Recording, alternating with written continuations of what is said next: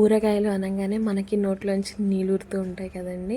అందులోనూ వేయించిన ఆవపిండి, మెంతిపిండి వేసిన ఊరగాయ అంటేను ఆ రోజంతా కావచ్చు, ఆ ఊరగాయ ఇంట్లో ఉన్నంత వరకు కూడా వాసన అనేది గుమానిచ్చిపోతూ ఉంటుందండి ఇల్లంతా. హాయ్ అండి, వెల్కమ్ టు పొరిగింటి పులిహోర రుచులు. మనము ఎంతమంది ఈ ట్రెడిషనల్ పద్ధతిలో వేయించిన ఆవాలు మెంతిపిండితో ఊరగాయ పెట్టుకుంటామండి. నేను చాలాసార్లు చూశాను, చాలా ప్లేసెస్లో డిఫరెంట్గా చేస్తూ ఉంటారు ఊరగాయలు అనేటివి. కానీ అమ్మ కావచ్చు మన ఇంట్లో అయితే ఇలానే చేస్తారండి. మీరు నమ్మండి, యాక్చువల్గా లాస్ట్ ఇయర్ మేము 6 కేజీలతో ఊరగాయ పెట్టాము. అది ఆల్మోస్ట్ 14 నెలలు ముక్క అలానే గట్టిగా చాలా అంటే చాలా టేస్టీగా బూజు కూడా రాకుండా ఉండిందండి. సో అంత బాగుంటుంది. బట్ మనం జస్ట్ చాలా జాగ్రత్తగా కొన్ని టిప్స్ అండ్ ట్రిక్స్ కానీ ఫాలో అయితే సరిపోద్దండి. సో మీరైతే అలాంటి మంచి ఊరగాయ ఎలా పెట్టుకోవాలి చూసేస్తారా?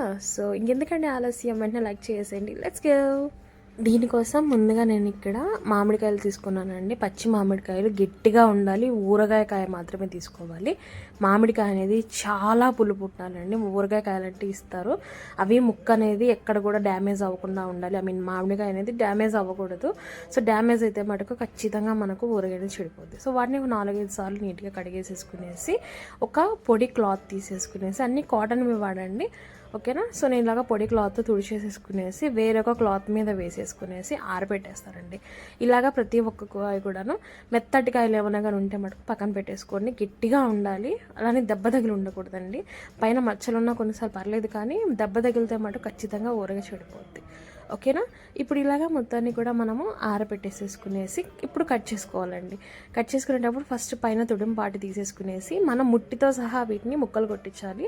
ఇది పెద్ద దెబ్బలో ఊరగాయ అంటారు కదా, అది కాబట్టి ముట్టితో సహా మనము కట్ చేసేసుకునేసి లోపల విత్తనం గింజ ఉంటుంది కదా, అది తీసేసుకునేసి ఆ టెంక మీద ఉన్న ఒక లేయర్ ఉంటుందండి, దాన్ని రిమూవ్ చేసేసేయాలి. అది తీసేసిన తర్వాత కూడా మళ్ళీ ఒక పొడి క్లాత్తో మనం తుడుచుకోవాలి. ఈ తుడుచుకున్న ప్రాసెస్ అనేది చాలా ఇంపార్టెంట్ అండి. ఇలాగా మొత్తాన్ని కూడా మనం తుడిచేసుకున్న తర్వాత ఏంటంటే, నేను కరెక్ట్గా ఈ ముక్కలు వచ్చేసి నాకు 5 కేజీలు పడ్డాయండి. కరెక్ట్గా 5 కేజెస్ తీసుకున్నాను నేను ఈరోజు 5 కేజెస్కి ఈ పికిల్ పెట్టిపోతున్నాను, ఓకేనా. సో ఇవన్నీ కూడా మనం అంతా కూడా నీట్గా చేసేసుకున్న తర్వాత ఒక గంట సేపు కాసేపు ఎండలో పెట్టానండి. ఒక గంట ఎండని చూసుకొని పెట్టేసుకున్నాను. అలానే నేను ఇక్కడ తెల్లగడ్డలు అంటే వెల్లుల్లిపాయలు వచ్చేసి 150 గ్రాములు తీసుకున్నానండి. 100 గ్రాములు వచ్చేసి పైన పొట్టుతో సహా ఉంచేసాను. ఇంకొక 50 గ్రాములు వచ్చేసి నీట్గా ఒలిచేసేసుకున్నాను. ఇది వచ్చేసి మనము ఈ పొట్టుతో ఉన్నట్టు ఏమంటే మిక్స్ వేస్తాము, అదే మీద దంచేసుకుంటాము. దీన్ని వచ్చేసి మనం విడిగా పెట్టేసుకుంటాం. అలానే 150 గ్రాముల ఆవాలు తీసుకున్నానండి. నేను చెప్తున్నాను కదా, మేము ఆవపిండి ఎక్కువగా తినమండి. మన ఇంట్లో ఎక్కువగా గుజ్జు ఉంటే తినరు. సో మేము ఇలానే పెడతాం, తక్కువగానే పెట్టుకుంటాము. మీరు కావాలంటే 300 గ్రామ్స్ అన్న వరకు వేసుకోవచ్చు. ఇందులో 100 గ్రాములు విడిగా, 50 గ్రాములు విడిగా తీసి పెట్టేసుకోండి, మళ్ళీ చెప్తాను ఎందుకో. అలానే కల్లుప్పుని నేను ఇలాగా మిక్సీ పట్టించేసేసి అరకిలో తీసుకున్నానండి. కేజీకి 100 గ్రాముల చొప్పున నేను ఇక్కడ ఉప్పు తీసుకుంటున్నాను, ఓకేనా. సో ఇది కల్లుప్పు. మీరు కనుక సాల్ట్ కానీ తీసుకునే పని అయితే ఎక్కువ తగ్గించుకోవాలి, చాలా తగ్గించుకోవాలి, ఎందుకంటే సాల్ట్ ఉప్పు ఎక్కువగా ఉంటుంది, ఓకేనా. ఇప్పుడు వచ్చేసి మెంతులు తీసుకోవాలండి. మెంతులు వచ్చేసి నేను ఇక్కడ 50 గ్రాముల మెంతులు తీసేసుకుంటున్నాను.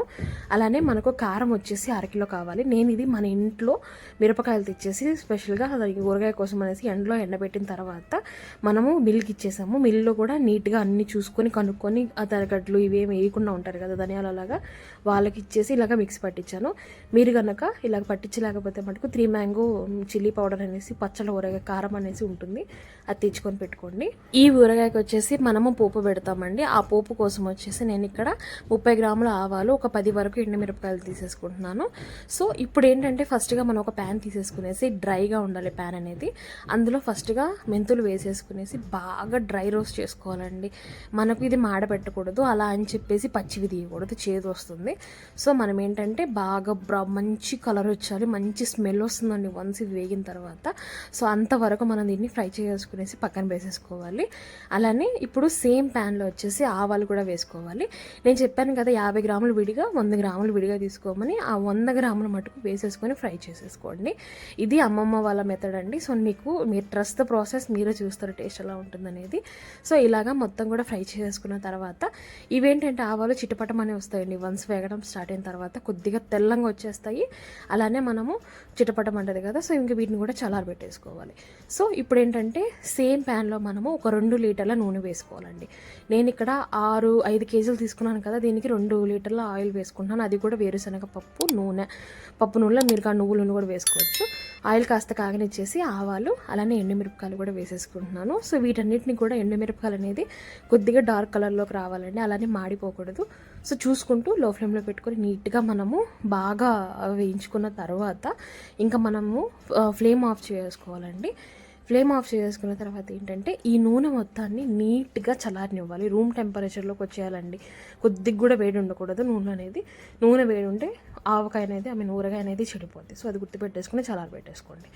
ఈలోపు ఏంటంటే మనము ఒక మిక్సీ జార్ తీసుకునేసి అందులో ఉప్పు ఆల్రెడీ నేను మిక్స్ చేసి పెట్టేసుకున్నాను, అందుకే అలా ఉంది. అందులోని వేయించుకున్న ఆవాలు అలానే మనము వేయించిన మెంతులు కూడా వేసేసుకునేసి బాగా మెత్తటి పౌడర్ లాగా పట్టించేస్తున్నాను. సో ఇలా మెత్తగా అయిన తర్వాత ఇప్పుడు ఇందులో పచ్చి ఆవాలు వేసుకోవాలండి. సో సేమ్ ప్రాసెస్ ఒకసారి ఫాలో అవ్వండి. నేను చెప్తున్నాను కదా, ట్రస్ట్ ద ప్రాసెస్ అంతే. ఇది కూడా పేస్ట్ అయిన తర్వాత పౌడర్ చేసుకున్న తర్వాత వెల్లుల్లిపాయలు కూడా తొక్కుతో ఉన్నపాటి తోలు ఉన్న వెల్లుల్లిపాయలు వేసేసి పచ్చగా గ్రైండ్ చేసుకునేసి ఇదంతా పక్కన పెట్టుకోండి. ఇప్పుడు ఏంటంటే మనము ఒలుచుకున్న వెల్లుల్లిపాయలు 50 గ్రాములు పక్కన పెట్టుకునేసి ముందుగా మనము ఊరగాయ కోసం అనేసి మామిడికాయలు తీసుకున్నాం కదండి, ఆ దబ్బలన్నీ కూడా వేసుకోవాలి. ఈ మామిడికాయ ముక్కల్లో పసుపు వేసేసుకునేసి అలానే సాల్ట్ కూడా వేసుకోవాలండి. సాల్ట్ అనేది ఒకేసారి వేసుకోవడం మటుకు వద్దండి. సో ఫస్ట్ ఒక ముక్కల భాగం వేసేసుకునేసి కలుపుకోండి. ఇప్పుడు నేను అర కేజీ చెప్పాను కదా, 400 గ్రాములు వేసుకోండి. 100 గ్రాములు పక్కన పెట్టుకోండి. ఫస్ట్ కలపండి మొత్తం. ఓకేనా, నేను ఎక్కువ తీసుకున్నాను కదా, మన దగ్గర అంత పెద్ద అది లేదు కాబట్టి నేను దీన్ని 2 వాయిల్గా చేసేసుకుంటున్నాను. సో ఇలాగ టాస్ చేసేసుకుంటానండి. మొత్తాన్ని కూడా ఎగరేసుకుంటే ఏంటంటే మొత్తం ఈవెన్గా కలుస్తాయి. ఇప్పుడు ఇందులోనే చిల్లీ పౌడర్ కూడా యాడ్ చేసుకుంటున్నాను. ఈ పౌడరు మాకు ఈ మిరపకాయలు చాలా కలర్ ఉన్నాయి, కారం ఉందండి. మీరు కనుక తీసుకునేది కారం తక్కువ ఉంటే మటుకు ఇంకొద్దిగా యాడ్ చేసుకోవాల్సి వస్తుంది. సో ఓకేనా. సో ఇప్పుడు ఏంటంటే ఇందులోనే మనము వెల్లుల్లి రబ్బలు విత్ స్కిన్ ఉన్నాయి కదా అవి, అలానే మనము పౌడర్ చేసి పెట్టుకున్నటువంటి ఈ ఆవపిండి మెంతిపిండి ఉంది కదా, అది కూడా కలిపి వేసేసుకోవాలి.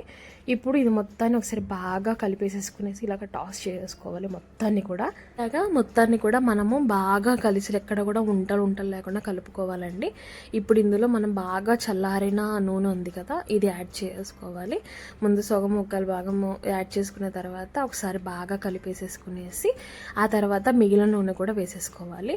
ఈ పచ్చడి చేసేటప్పుడు ముందుగా మనం వాడే ప్రతి ఒక్క గిన్నె, ప్రతి ఒక్క గెరిట, ప్రతి ఒక్క డేషెస్ ఉంటాయి కదా, అవి కావచ్చు, జాడీలు కావచ్చు, ఈవెన్ మన హ్యాండ్స్ కూడా డ్రైగా ఉండాలి. ఇవన్నీ ఎండలో పెట్టండి. మీరు మరి ఎండలో ఉండద్దే, మీరు జస్ట్ నీట్గా ఉండండి. కాస్త ముందు వరకు ఎప్పుడు వెళ్ళి వెంటనే వాటర్లో అలా చేతులు పెట్టకుండా మొత్తాన్ని కూడా నీట్గా చూసేసుకోండి. సో మనం ఫస్ట్ ఊరగా చెడిపోవడానికి కారణం మనం తేమ తగిలించడం. సో ఆ తేమ లేకుండా ఉంటే ఊరగా అనేది పర్ఫెక్ట్ వస్తుందండి. సో ఇలాగ మొత్తం ఆయిల్ అంతా వేసేసుకున్న తర్వాత మొత్తాన్ని బాగా కలిపేసేసుకోవాలి. నీట్గా కలిపేసేసుకున్న తర్వాత ఏంటంటే మనం ఇంకా ఈ ఊరగాయని జాడీలోకి తీసేసుకోవాలండి. సో నేను మీకు ముందే చెప్పాను కదా, మనం వాడే ప్రతి ఒక్కటి కూడా నీట్గా స్టెరిలైజ్ చేసేసుకోవాలి. అంటే ఎండలో పెట్టుకునేసి బాగా కాసేపు ఎండనివ్వండి. కడిగేసుకున్న తర్వాత సో నీట్గా పొడిగా ఉండాలండి ప్రతి ఒక్కటి కూడా. ఇప్పుడు ఇలాగ ఈ జాడీలోకి మనము ఈ ఊరగాయ అంతా కూడా షిఫ్ట్ చేసుకోవాలి. ఇలాగా ఈ ఊరగాయ అంతా కూడా మనము ఈ జాడీకి ముక్కాలు భాగం వరకు పెట్టండి. మరీ నిండగా బాగా పొర్లిపోయేంత వరకు అయితే పెట్టద్దు. ఒకవేళ ఆయిల్ ఎక్కువ అయితే మటు ఖచ్చితంగా పొంగి వస్తుందండి. సో మీరు చూసుకొని జాగ్రత్తగా పెట్టుకునేసి ఇలాగ లోపలికి ముక్కలన్నీ కూడా ఈ మసాలాతో అలానే ఆయిల్తో కోట్ అయ్యేలాగా చూసుకోండి. మనకు ఆయిల్ అనేది పైన 1 ఇంచ్ వరకు అన్నా కనుక లేయర్ లాగా ఫామ్ అయితే ఊరగాయ అనేది చెడిపోకుండా ఉంటుంది. సో ఇంకా దీనికి ఏంటంటే మనం మూత పెట్టేసుకునేసి నేను తీసుకున్న 5 కేజీలకి ఒక 5 కేజీల జాడి, అలానే ఒక 3 కేజీల జాడికి నిండుగా వచ్చిందండి. ఓకేనా. సో ఇలాగ మొత్తాన్ని రెండింటికి కూడా నేను ట్రాన్స్ఫర్ చేసుకున్న తర్వాత పైన మూత పెట్టేసుకోవాలి. సో మూత పెట్టేసుకున్న తర్వాత ఏంటంటే మీరు ఇప్పుడు పచ్చిగా ఉంది ఏంటబ్బా అనుకోవచ్చు, నూనె పైకి తేలుతుందండి. సో దాని గురించి మీరే ఎక్కువ భయపడలేదు. ఇప్పుడు ఇలాగ ఒక కాటన్ క్లాత్ తీసేసుకునేసి నీట్గా, అది కూడా నీట్గా ఉండాలి, వాడింది అట్లా అని చెప్పేసి ఇలాగా తేమ ఉండేది కాకుండా పొడి కాటన్ క్లాత్ తీసేసుకునేసి ఇలాగ కట్టేసుకునేసి 3 రోజులు వదిలేయాలండి. నేను ఇది ఆల్రెడీ నేను చెప్పాను కదా, ఇది మనం రోస్ట్ చేసిన పౌడర్స్ వాడాం కాబట్టి ఫస్ట్లో మనకేం పెద్ద చేదు అనిపించదు. సో అందుకే కొద్దిగా అన్నం వేసుకొని తినేస్తున్నాను. సో 3 రోజుల తర్వాత మనం కనుక మూత తీసి చూసామంటే మీరే చూడొచ్చు, ఆ రోజు మనం పెట్టినప్పుడు డ్రైగా ఉన్నింది కానీ నూనె అనేది పైకి బాగా తేలిందండి. నాకు 2 లీటర్లు పర్ఫెక్ట్గా సరిపోయింది. సో మీకు కనుక సరిపోకుండా 2.5 వరకున వాడుకోవచ్చు ఆయిల్ అనేది. సో ఇలాగ ఒకసారి బాగా కలిపేసేసుకున్న తర్వాత దీన్ని మొత్తాన్ని మనము మళ్ళీ సేమ్ అండి, ఏ రోజు మనం ఊరగాయ కలపాలన్నా కూడా డ్రైగా ఉండాలి. బాగా బాగా ఎండ పెట్టేసుకునేసి ఎక్కడ కూడా తేమ లేకుండా మనం కావచ్చు, వస్తువులు కావచ్చు, నీట్గా ఎండబెట్టుకున్న వస్తువులు మటుకే వాడండి. అందులో ఒక పెద్ద డేషాలు వేసేసుకున్నాను. ఇప్పుడు దీని మొత్తాన్ని కూడా మనం నీట్గా కలిపేసేసుకోవాలి. నేను తీసుకున్న 1/2 కిలో కారం అయితే నాకు పర్ఫెక్ట్గా సరిపోయిందండి. ఓకేనా, అలానే ఆయిల్ కూడా బాగా సరిపోయింది. నేను తీసుకున్న ఆవపిండి మెంతిపిండి కూడా మీరు చూడొచ్చు, గుజ్జు అనేది నాకు ఎక్కువగానే వచ్చింది. సో నేను అందుకే మేము ఎక్కువ ఆవపిండి వాడమండి. ఇప్పుడు నేను ఏంటంటే కొద్దిగా ఒకసారి టేస్ట్ చూస్తున్నాను. టేస్ట్ చూసేసి ఒకవేళ ఇందులో కనుక ఏమైనా ఉప్పు కారం తక్కువైతే వేసుకుంటాను. కారం కంటే కూడా కారం ముందు వేసుకుంటేనే బాగుంటుందండి. ఆ రోజు కూడా టేస్ట్ చూసేసి వేసుకోండి. ఉప్పు అయితే ఎప్పుడైనా కలుపుకోవచ్చు. సో కొద్దిగా ఉప్పు తగ్గినట్టు అనిపించింది కాబట్టి వేసుకుంటున్నాను. ఎందుకంటే ఉప్పు వేయడం వల్ల ఊరగాయ అనేది ఎక్కువ రోజు నిల్వ ఉంటుంది. సో ఒకసారి మొత్తాన్ని కూడా కలిపేసేసుకునేసి నేను ఇంకా ఈ రోజు నుంచి ఇంకా తినేయచ్చు మనము, అందుకని చెప్పేసి విడిగా తీసేసుకుంటున్నాను ఒక బుజ్జి జాడీలోకి. ఈ బుజ్జిది అంటే ఒక 1/4 కిలో జాడీలోకి. ఇప్పుడు ఇలాగా మనము ఈ జాడీ నిండగా మీకు ఎంత కావాలో అంత పక్కన తీసి పెట్టేసుకునేసి ఇప్పుడు ఈ మిగిలిన ఊరగాయ ఉంటుంది కదండి, అది మళ్ళీ మనము మన నార్మల్ జాడీలోకి వేసేసుకోవాలి. మీరు చూడొచ్చండి, కలర్ అయితే చాలా బాగుంది కదా. నేను ఇక్కడ కూడా నేను ఇంట్లో పట్టించిన అన్నీ కూడా ఇంట్లో వేసుకున్నట్టువేను, నాకైతే పర్ఫెక్ట్గా సరిపోయింది. మీరు మీకు ఇష్టం బట్టి ఆ మెంతిపిండి ఇలాంటివన్నీ కూడా అడ్జస్ట్ చేసుకోవచ్చు. ఫస్ట్ రోజేనో తర్వాత రోజు కాదు. ఓకేనా, ఇంకా దీని మొత్తాన్ని మనము మన ముందు జాడీలోకి ట్రాన్స్ఫర్ చేసుకుంటున్నామండి. చేసేసుకునేసి ఇంకా సేమ్ ప్రాసెస్, మూత పెట్టేస్తాము, పైన సేమ్ కట్టేసుకుంటాము. ఎప్పుడు మనం తీసుకోవాలన్నా కానీ పొడి గుడ్డలు, పొడి క్లాత్ కావచ్చు, పొడి గిన్నెలు కావచ్చు, పొడి గెరటలు కావచ్చు వాడుకుంటే సరిపోద్ది. అంతే అండి, చాలా పర్ఫెక్ట్గా చెప్పేశాను ఈ స్టెప్ బై స్టెప్. మీకు ఏమైనా కానీ డౌట్ ఉంటే మటుకు నన్ను ఖచ్చితంగా కామెంట్లో అడగండి. ఒకవేళ నేను చెప్పడం అయితే కొద్దిగా తప్పు ఉండొచ్చు కానీ అది నేను పోర్ట్రేట్ చేయలేకపోవచ్చు. సో అర్థం చేసుకునేసి నాకు కామెంట్ చేసి అడగండి ఏమైనా డౌట్లు అంటే. సో మన ఆనవాయితీ ప్రకారము ఆ కలిపిన గిన్నెలోనే అన్నం వేసుకొని తినడము అదొక ఎప్పటి నుంచి వస్తున్న సంప్రదాయం అయిపోయిందండి. సో ఇలాగా కలిపేసేసుకునేసి ముక్క చూసారా చాలా గట్టిగా ఉందండి, అంటే పర్ఫెక్ట్గా ఉన్నట్టేను. ముక్క అనేది మెత్తపడితే మటుకు కొద్దిగా ఊరగా చెడిపోయినట్టే అండి. మనం ఇలాగని పెట్టుకుంటే మటుకు ముక్క అనేది ఎప్పుడు గట్టిగా ఉంటుంది, అలానే కలర్ కూడా మారదు. సో మీరు కూడా ట్రై చేసి లైక్ చేసి సేవ్ చేసి సబ్స్క్రైబ్ చేసుకొని మన ఫ్యామిలీలోకి వచ్చేసాను. మీ ఫ్రెండ్స్ అండ్ ఫ్యామిలీతో షేర్ చేయడం మటుకు అస్సలు మర్చిపోవద్దండి. Thanks for watching, bye.